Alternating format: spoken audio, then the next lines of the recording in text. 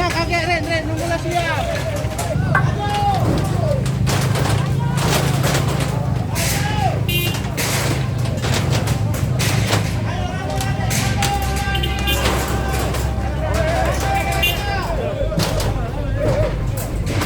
Terkait dengan adanya upaya penertiban yang dilaksanakan oleh Satuan Pol PP selaku tim dari Pemkab Kabupaten Muara ini merupakan buah dari usulan kita selama hampir kurang lebih 2 tahun yang lalu. Pernyataan ini juga sudah kami sampaikan ke kelurahan, ke tingkat kecamatan hingga dengan ke tingkat kabupaten dan langsung dengan Pak PLT Bupati saat itu.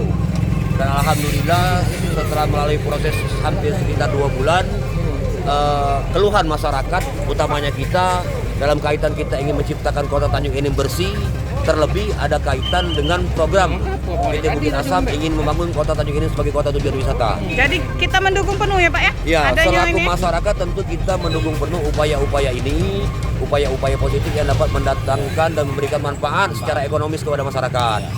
Nah, selanjutnya berkaitan dengan pembongkaran ini, kita juga selaku perangkat yang ada di bawah maupun perangkat RT dan RW sudah melakukan dan memberitahukan upaya-upaya agar tidak membangun lapak-lapak liar di atas taman kota.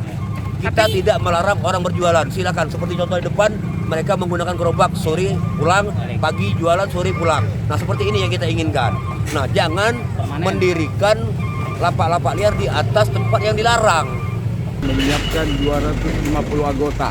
Tapi dengan ini kita siapkan dulu sebanyak 45 anggota dan ini sudah bisa mencukupi untuk kegiatan pembongkaran pada pagi hari ini. Berapa hari Pak pembongkaran ini akan dilakukan Pak? Selagi belum selesai, ya.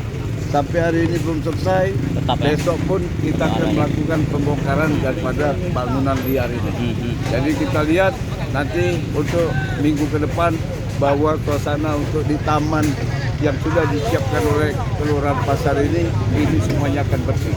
Ada kendala nggak Pak selama penertiban? Kalau kita untuk kendala, kita tidak ada permasalahan kendala. Jadi semuanya itu karena kita sudah sesuai aturan. Sudah disosialisasikan juga ya Pak ya?